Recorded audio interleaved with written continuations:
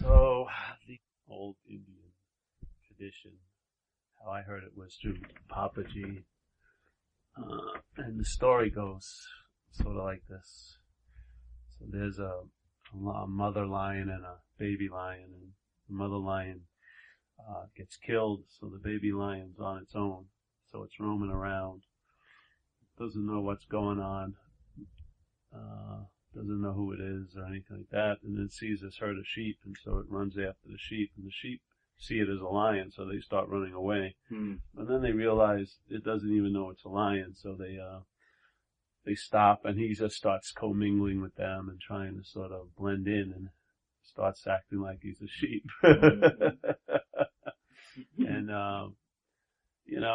it's not coming natural to him, but he's trying to bar, and he's chewing cud, and he's listening to the elders talk about who was the last sweater and everything like that. And, he feels a part of, and so that gives him some kind of value. And then one day an old lion comes into the area, and he sees the herd of sheep, and he's hungry, and he starts chasing them, and as he's chasing them, he sees out of the corner of his eye at the other lion, and he's going, wow, a lion's coming to join me in the hunt. And then he realizes the lion's running with the sheep, not, he can eat that one, not towards the sheep, Yeah. So, he pulls over and he runs after the young lion, and the young lion just keeps running away from him, and the old lion finally grabs him, and the young lion rolls on his back and says, Mr. Lion, please, please, please don't eat me. I'm just a humble sheep. And they're like this, begging for its life. And the old lion's a little perplexed, but he just grabs it, brings it over to this water, this pond, and then he takes its head in his own head and sticks it out, and the young lion sees its reflection, and it matches the reflection of the old lion. So he sort of gets it.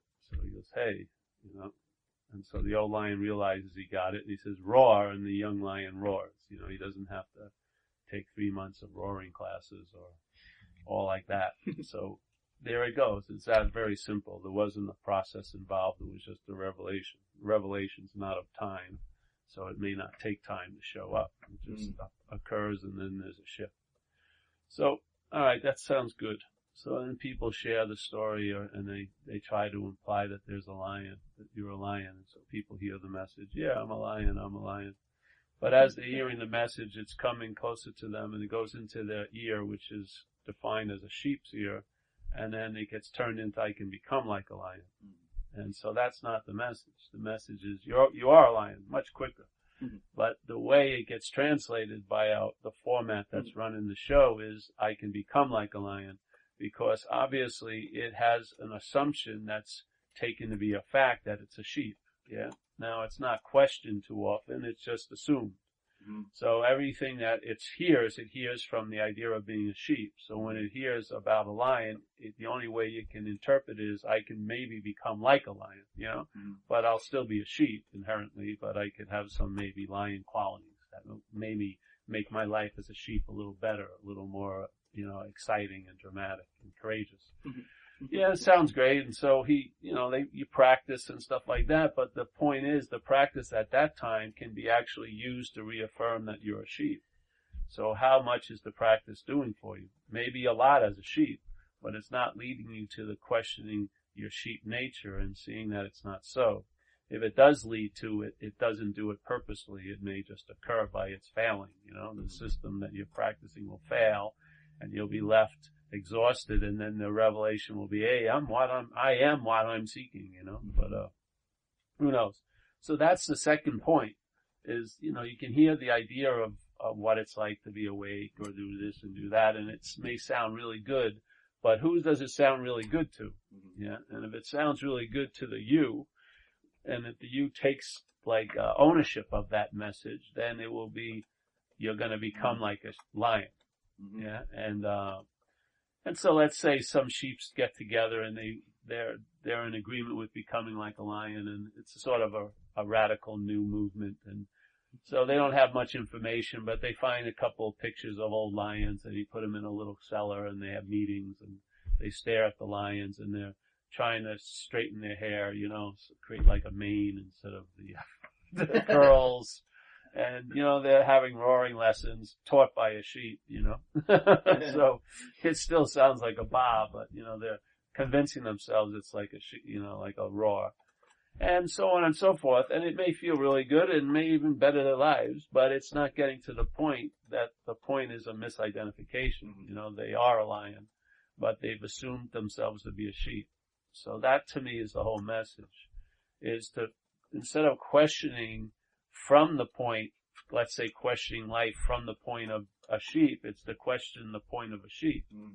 And if you're not that, maybe then questions will start aligning in a certain radical way where there won't be any questions. It'll just be an answer. And the answer will be like an unspoken yes. And one of the basic assumptions will have been seen through, and then life can get on with living, and you'll probably get a lot of downloads that will support that premise or that what you've been entertaining. And then it turns into like an like a unspoken yes, or like a convincing, a believing with certainty. It's past the point of something that you're carrying, and when you most need it, you forget you have it. It's more that you are it. And so wherever you are, in whatever situation you're in, it's available. And to me, that's freedom. Not for the sheep, but from being the sheep, Because it's obviously, in a sense, what you would call naturally being a sheep is a lot of work if you're a lion, really. There's got to be the activity of being a sheep is really a denial of your nature, which is a lot of work. If your nature is to be open and free and of no thingness, to constantly take yourself to be a thing, you need a lot of advertising to keep that in place, which I believe is what the thought system does. Everything is, like some lady saw me yesterday, and so she says, "Oh, you're growing your hair," as if I'm doing that. No, I just haven't got a haircut. Really? But the way it was framed in language was, "Hey, you're growing your hair, like I have something to do with it." Agenda. Yeah, like I'm doing it, like I'm sitting home in the day and growing it, like I'd grow some pot or something, You know what I mean? No. And I said, no, I'm just not getting a haircut. So if I don't get a haircut, it grows. Yeah. There's no agenda. Yeah. But the idea of how everything that's happening is framed as you as the doer, or the owner or the haver of it, is what gets passed on and gets reaffirmed by the casual way language is held. Yeah. It's sort of like the voice system, the thought system with its volume up is like a trance center. If the mind is attending to it and listening to it instead of acknowledging the hearing of it, but actually listening to it, it basically goes to sleep and it takes itself to be something it's not. And then everything is started. Check out the hummingbird. Yeah. Everything is started from there, from that miscalculation. So it's sort of like they say, if you take 10,000 steps in a direction, what's the most important step? Maybe the first one, because it sets the direction. So in a sense, that assumption, in a way, is where the mind interprets life from. And therefore it's miscalculated. It's like there's a huge ball and it uses this false reference point to make sense of what happens on the ball, because everything now is going to be seen as how it refers to that focus point, that little fixed position called ball. Yeah. And yet you may not feel happiness, joyousness, and freedom living that interpretation. It may be really claustrophobic and really crazily inappropriate responsibilities, like thinking you're the cause of everything to the point of thinking So, yeah. So the idea of just getting sort of like the first step correct in a way, or like in Buddhism with the right view, when they talk about the Eightfold Path, and the right view is the first statement, and then it's like right livelihood, right practice, all like that. And if you look at it in a linear way, the right view is, with the right view in place, then the other things get to be right, like livelihood and meditation. Without the right view, then it's just livelihood and meditation. It may be not right for you. Yeah? Something could be off by it, but the right view sets the course in a way. So this is just a simple like an idea to entertain, and then see if it bears fruit. You know? If you start getting a little relief from being the doer of these physical and mental processes like thinking and, you know, and actions, maybe if you wore them a little more loosely, you may travel lighter here. It's okay. No, this one, no. This one, no. But that's great. I love it. Just hunts around. Yeah, he goes and finds something. Yeah, that's really good. Yeah. So if you stop being the doer of the physical and mental side. Well, at least entertain, you may not be the doer. I'm not saying to stop being the doer would mean you're the doer. Yeah. Another way of looking at it. So it's not like stop being the doer. Just entertain the idea that you may not be the doer, or, you know, who is it that is the doer? You know, change the way it's held, and you may see it differently. If you keep holding it in the format of being the doer and haver, you're going to see it in the same light. You know, so like spirituality will be seen sort of like a job promotion. You know, everything will have the same like format of doing and having into a state. You know, where in this case we're attempting to say, well, maybe that works for like getting your oil changed and stuff like that. But it doesn't work in this situation because you are that. You can't produce another being of it. It already is a being. Yeah. Hence the sheep practicing to be lion. Exactly. So, you know, the methodology may work in a lot of topics here in this place, but it doesn't work when it comes to realizing yourself in a sense. You know, it just doesn't. You can't apply it that way. You can't do and have yourself into a state of being because you are the being. Yeah. Mm-hmm. You can only do and have yourself into a mental state, basically. Mm-hmm. Yeah. But the state of being is always so. It's always available. It's not constructed or brought about by anything. Mm-hmm. It's available. It's not constructed or brought about by anything. It's, in other words, the typical approach that we go through a day, you can't approach what is, in a way, because it is. It's already, you know, how can you approach everywhere? Everywhere would be more of a realization or a revelation and not an approach, yeah? It would dawn on you that you are everywhere. It doesn't mean that you just brought about everywhere by doing something, but something happens, your mind, it dawns on the mind that it's right there, right now, like an immediacy, and that there is no, it's not like a progressive solution. It's just what is. Yeah. But we always need reminders, right? Or sometimes. Well, I would say it's helpful if you do. If you forget, then you need reminders. Right. If you don't forget, you don't need a reminder. Right. It's all relative, you know. Yeah. So if you need to go somewhere, you better go somewhere.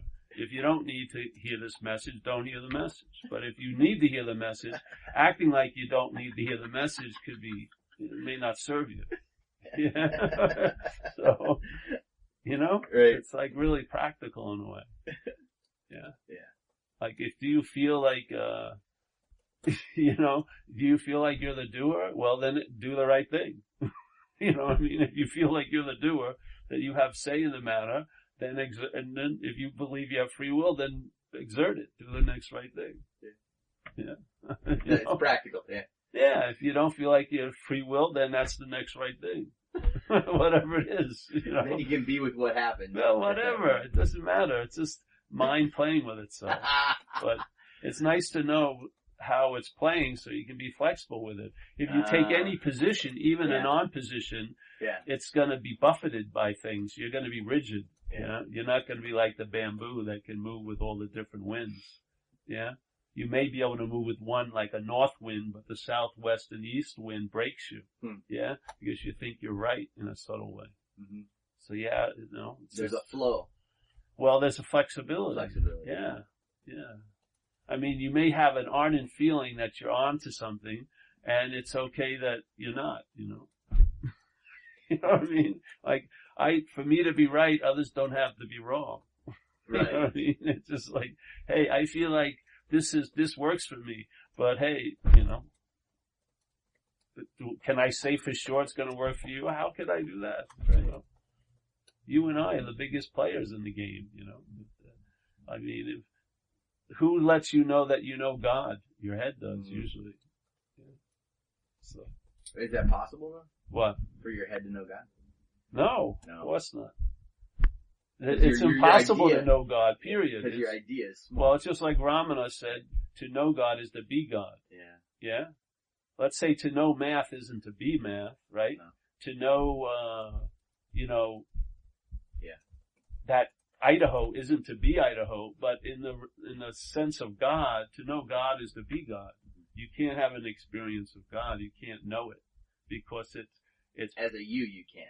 But You can you can't know recognize some? I mean, well, or if you have it's a experience, sense, but a it's sense. not a knowing Yeah. because it's not a thing. Yeah. You can't know it like a topic. Right. Yeah. But it's a sense. Yeah. Well, you get a sense, but I believe that's your own perfume. You're sensing. You're not sensing the presence of God. That you're sensing you're the presence you're sensing. That in and of itself is Yeah. Is the hummingbird. Yeah. So when you say that you're the presence you're sensing, but don't they say, isn't it true that God is everywhere and of everything? I mean, do you buy that? That's what they say, yeah. but I don't believe there's a God. Right. Like a separate and There's long-lasting, just independent. everywhere is everywhere, and there you go. So how do you deal All with knowing is all knowing, and all powerful is all powerful. Is there something that's all powerful? I don't believe so. Mhm. There's all powerfulness. That's all there is. I would say. Yeah. I don't believe there's a thing, There's a thing, it's not a thing. a subtle thing or a dense thing. I don't believe So how it. do you deal with that word then, like in recovery and stuff? I say it when it's meant to be said, like, Yeah. God grant me the serenity. Yeah. I don't ponder it. I What can't is say it? that Who's anymore. it? It Yeah. seems like ridiculous. It's just a It makes word. to me, it's making a lot out of nothing. To me, it's like supposedly Nisargadatta would go into his place at the talks, and he'd have all these pictures of saints and his guru and everything, and bow down to him and put thing, and people going, "Well, why would he do that? He knows there's nothing." That's just the way it is here. Yeah. Yeah. No, I feel that way with my recovery now lately too. Like I used to take it as like it was a homework assignment, and if I relapsed or slipped, then I didn't do it right, and I would go into it. But now I'm just doing it, and I'm not really thinking much about doing it. I'm reading That's the right. book, I'm highlighting it, I'm doing the sitting, and it's stuff that I would say, well, this won't get me sober, but it's like in the action of it, I just see it as that's what we do, and there's something that'll manifest through That's the right. action. Exactly. That's what happens. Less thinking It's not about what it is. Less thinking about it. It's not like you're going to acquire sobriety. Sobriety is going to diminish your mental condition. Right. That's what it does. And isn't that what a lot of some spiritual practices are just like? I hope the so. bowing, I hope I'm hoping they are there to diminish the mental condition so that what's always obvious and so will become obvious to you. the line. Yeah, or let's say the sun being out, Yeah. Sometimes people are in the day and they don't acknowledge the sun 1 minute, Yeah. It's nice to acknowledge it. Yeah, the sun's having all this influence and effect, but the joy of our experience here is to acknowledge that, which is the bringer of all this, to sort of sense it so we can, have a deep appreciation. Look at that Chiweenie taking a nap. Yeah, I think he's tired.